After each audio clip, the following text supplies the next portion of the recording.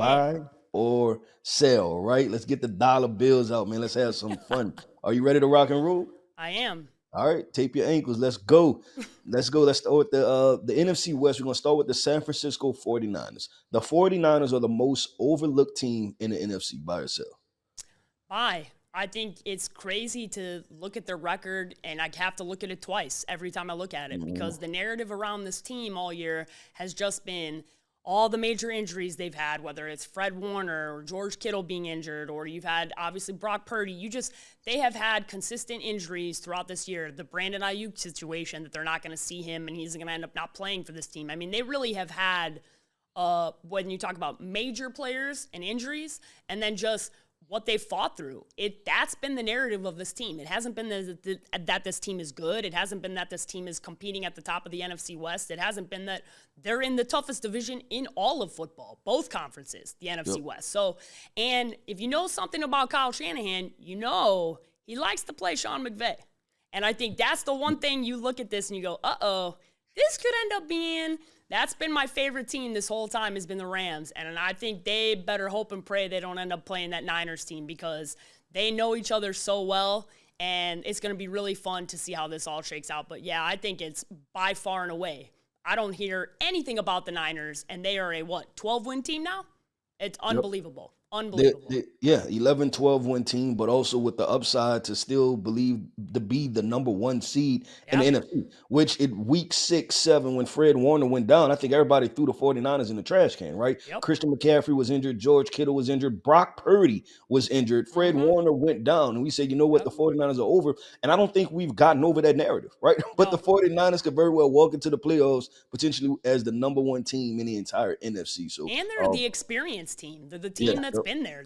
Although it's not all of them, you've got a lot of those guys that have played in a Super Bowl together or played in Mhm. multiple Super Bowls together and have lost. So I think that part of this matters as well. So if they get cooking, I don't know, this Monday Night Football game, they look pretty damn good on the road in Indianapolis. So against a tough team, against a team that needed to have it and had some magic with Phil the Thrill. So they took care of business and got to start taking the Niners seriously. Yep, and if I'm not mistaken, they have those Chicago Bears up next. They sure do. They sure do, baby. They sure do. It's time for Caleb Williams to take his talents to California. Let's do this. Let's stay in the NFC West. The Seattle Seahawks are the best team in the NFL by yourself.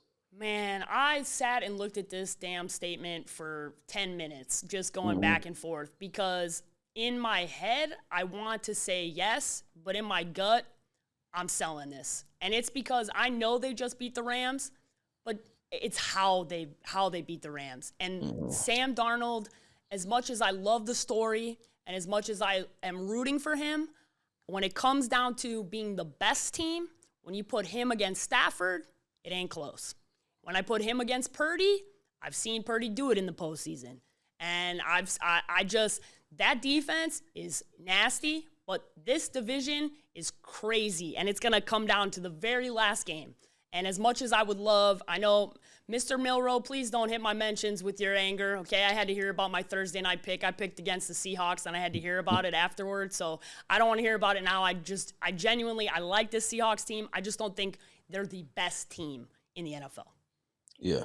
No, I'm gonna go with their divisional opponent. I'm going with the Los Angeles Rams. Yep. And when I look at the fact that the Los Angeles Rams had the Seattle Seahawks on the ropes, 30-14 in the fourth quarter at Seattle, I'm not Mm-hmm. expecting the Los Angeles Rams to continue to lose football games that way, Same. especially with a Matthew Stafford. That was a series of unfortunate events, right? When you Yep. talk about a punt return, then you talk about a ball that hit off somebody's helmet, went forward into the end zone for the 2-point conversion, which there were probably 90,000 people in that stadium, and not one person knew what the hell happened. That's why the referees had to huddle for 10 No, minutes, that right? was wild. And it went your way. Yeah, that was a one in a billion thing, and it happened. So I'm not betting on that. I'm going to go with the Los Angeles Rams. And another key thing that we forget with that matchup, Devontae Adams was injured. He wasn't in Yeah, that game. He didn't 100%. play. And so you have to know that he's going to be a factor in that combination of Devontae Adams and Puka Nakua, maybe tops in the entire NFL. Let's do the Chicago Bears.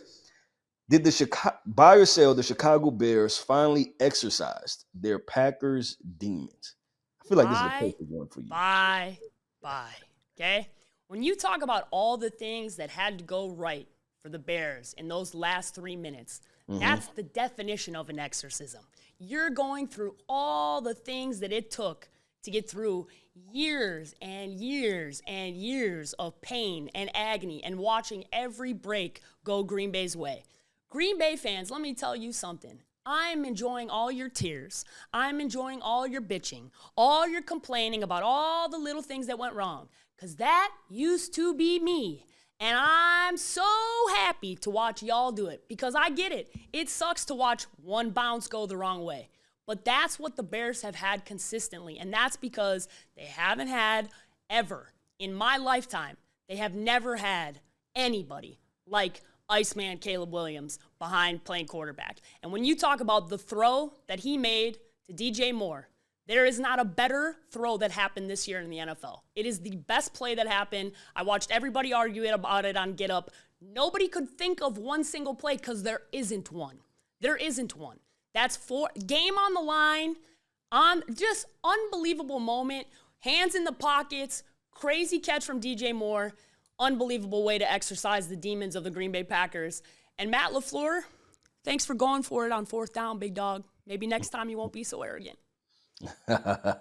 I'm gonna say yes, and hopefully this puts the Chicago Bears out of little brother mode, right? Yep. And little brother mode means you start overthinking things. That you say, you know what? That not only we are the same on paper, right? But when we step on the football field, we're the same mentally. That we know we can beat y'all, and we respect y'all as opponents, but we know we can kick y'all asses, right? And hopefully the Chicago Bears, and I think this is a thing that evens the playing field for the Chicago Bears to where they didn't mentally lose before the game already kicked off, right? And I think with the Green Bay Packers and the Chicago Bears, that relationship becomes you start shooting yourself in the foot because you want it so bad.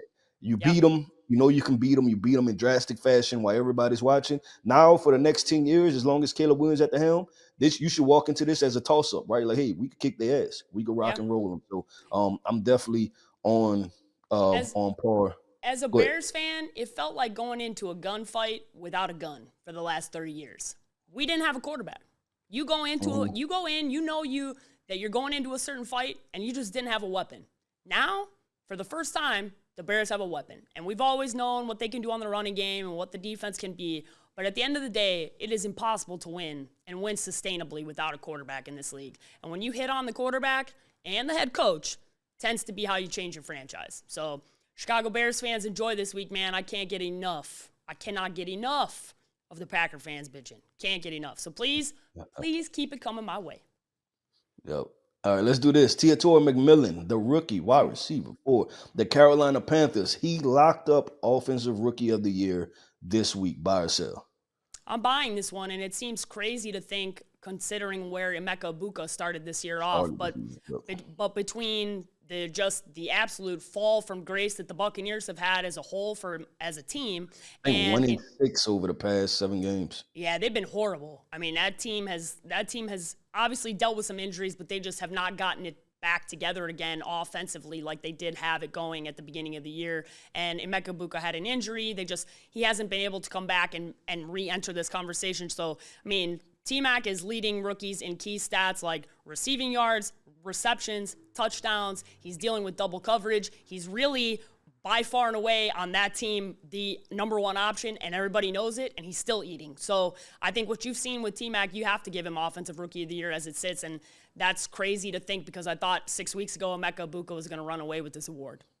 Yeah, for a draft that was so talented offensively, right? When you think about Cam Ward, you think about Colston Loveland, Ty Warren, you think about Ashton Genty, you think about Amari Hampton. Tetairoa McMillan has been the bright spot for the offensive rookies for the 2025 NFL draft. So without a doubt, he is the Offensive Rookie of the Year. And to the talent evaluators, that's why you don't overvalue 40 time, right? Because we're sitting here now with 2 wide receivers. We're sitting with Tetairoa McMillan going to win the Offensive Rookie of the Year, and possibly Jackson Smith and Jigba being the number 1 wide receiver in the NFL and could win Offensive Player of the Year. So that's why we can't overvalue 40-yard dashes times for wide receivers. Say it louder for the people in the back, because the draft community needs to hear that loud and clear. Yep, let's do this. Justin Herbert. Justin Herbert should be getting more MVP love. Buy or sell? I'm buying this one as well. I haven't heard his name get brought up at all. And when you're talking about the injuries they've sustained on this O-line, it is very hard to lose both tackles and win in this league. It is very hard to play through the injury that this guy is playing through and winning games and toughing it out and being out there.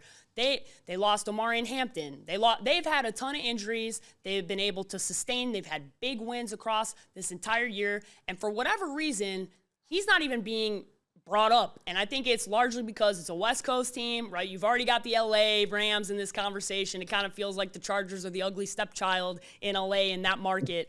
And they just keep putting their head down and winning. And honestly, when it comes to who could come out of the AFC, there's no reason they couldn't come out.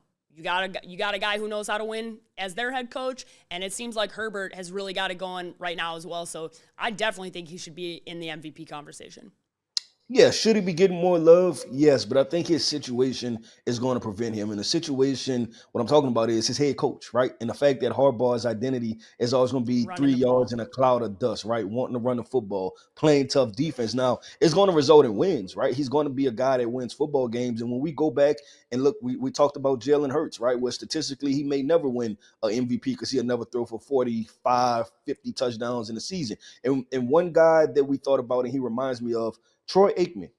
And we looked at his numbers and how pedestrian and average they were. But guess what he was? A 3-time Super Bowl champion, right? And so I look at Justin Herbert, and I think his career trajectory is heading that way, which is perfectly fine. Should he be getting more MVP love? Yeah, but I understand the situation because MVP is about chasing numbers and stats when that shouldn't be all this about. And he's not that guy either. That head coach and that head coach quarterback tandem could care less about any statistic that you want to throw their way. They want to win, and that's all they care about.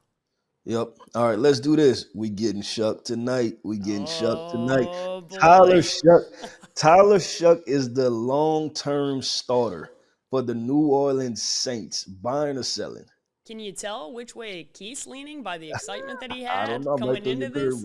You might throw me a curveball. It's tough for me to buy this because I don't think I've seen enough yet. But the reality is the roster around him, the coaching staff that I'm still not really bought into yet, I think you've seen him have enough moments and bright spots to buy into building around him. And if you look at what is going on across the NFL, there is a quarterback development problem. And NFL teams need to stop drafting guys and moving on from them and giving up on them so easily. And this is one of those guys that he had a ton of experience coming out. He was a guy that everybody really liked, but he came in, he didn't earn the job, got an opportunity, has taken it, run with it. He's learning good habits. He's having big moments. And I think as far as what you've seen thus far, you have to at least be intrigued enough to make him the long-term starter and build around him. And this roster is not good. So the fact that he's doing this and he's been able to have some bright spots and good moments means to me that he deserves an opportunity to be the long-term starter. Yeah, so I'm going to sell this. What Tyler Shuck earned was the fact that he can be the starter next year, right? And I think he's giving them optimism because there's just, and I'm going to lean on the point that you made that you just haven't seen enough yet, right? And you wish that you had a larger sample size. It is exciting. It is invigorating, right? We getting Shuck tonight is vibing all through the streets of New Orleans, right? But we need to see more to be able to stamp and say, you know what, he's going to be a guy for 10 years. What he did was he bought you some time because you can confidently say Tyler Shuck is going to be our quarterback next year, and you can go filling out the rest of this roster, right? And that gives GM Mickey Loomis the opportunity to trade down if you want to, right? Go get some draft capital. You have a quarterback potentially on a rookie deal, so that should free up some cap space, which we know the New Orleans Saints have been in cap hell for 10, 15, 20 years, right? So he buys you that opportunity to make some roster moves and reinvigorate this roster. But long-term starter, I don't think we know enough yet. And we've seen flashes in the pans. You go back to Jackson Dart. After 2 weeks, we thought Jackson Dart was the second coming of who knows who, right? We thought he was going to be the next best thing. To be clear, this show did not. We told y'all to pump the brakes. This show did not. And then you throw in a couple concussions, right? And a couple bad games. And then now people are back at question marks about Jackson Dart. So I just need a larger sample size for Tyler Shuck. All right, I like the slogan, though. He fits New Orleans. He fits New Orleans, that's for sure. Let's do this. Bryce Young, Carolina Panthers. Bryce Young is more clutch than you think. Buy or sell? Buy, because the narrative around Bryce Young has been wrong for a very long time.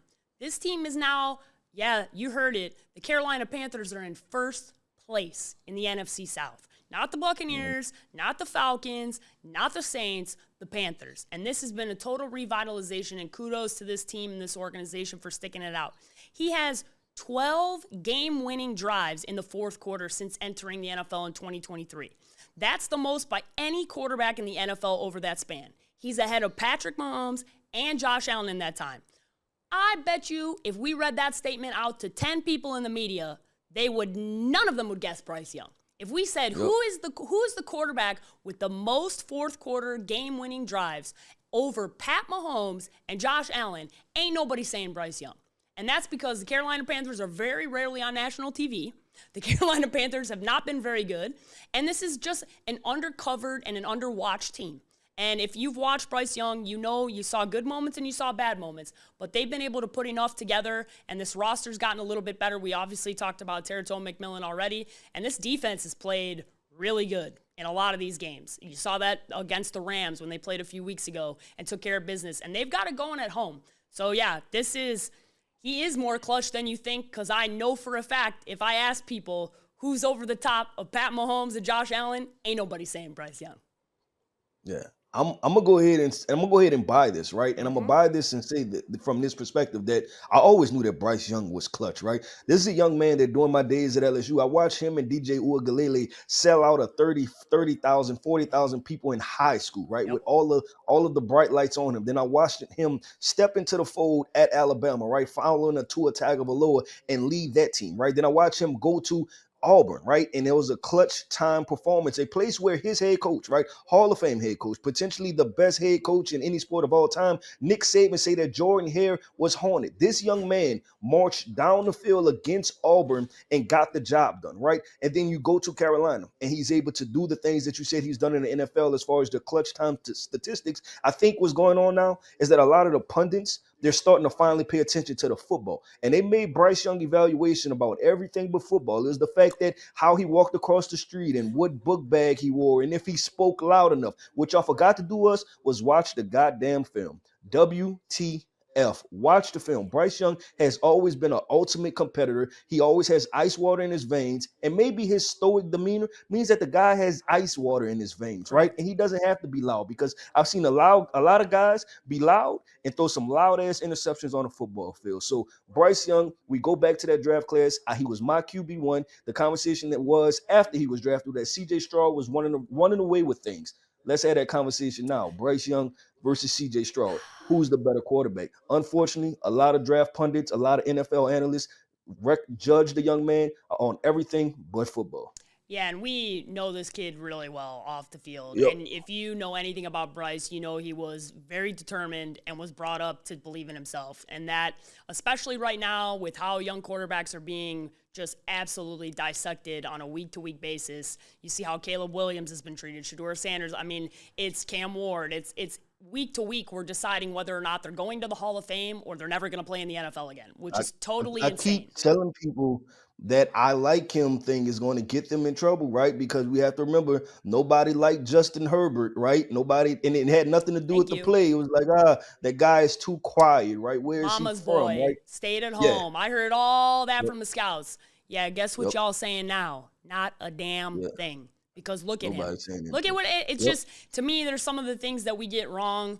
You've hit on two of them today that are things that bother us about the draft community. The watch the film and the 40 times, those are two big things where we just really overvalue certain aspects of this that don't actually have any tangible equation to the football field, and then undervaluing what we actually watch them do while we're watching them play the sport that they're going to play. Not them running around in shorts at the combine, them actually playing football at the highest level, winning and showing you that they can play. And Bryce Young's always shown you that he could play. This is nothing new. So for those of you who are just welcome to the party, yeah, it's time to join, because there's a loudmouth in the NFC South who I really like, but they're not on top of the division anymore. That's Mr. Baker Mayfield. So sometimes that quiet stoicism, everybody leads differently. Not everybody's got to lead like Baker. Yep, 100%. Let's do this. Let's wrap up buy or sell with the Jacksonville Jaguars. Are they the team to beat in the AFC? Oh, I so badly want to say bye based off that win in Denver, but I am selling this because it's still the Jacksonville Jaguars. And listen, I will be totally fine to get clipped up and tagged in this video by the Jaguars social media team because I've seen that they're very petty and they're going after people. And Liam doesn't like that Sean Payton called Jacksonville a small market, even though it is a small market. He wasn't stating a non-fact. That is just a fact that Jacksonville is a small market. I think the thing that I'm believing in is that it looks like Liam Cohen and this version of Trevor Lawrence is the best version we've seen. This is the player that we've been waiting to watch. When you talk about being the best in the AFC, I'm not buying that quite yet based off that win in Denver. Although impressive, just not enough to say they're the best team. Yeah. I'm with you. The win was impressive.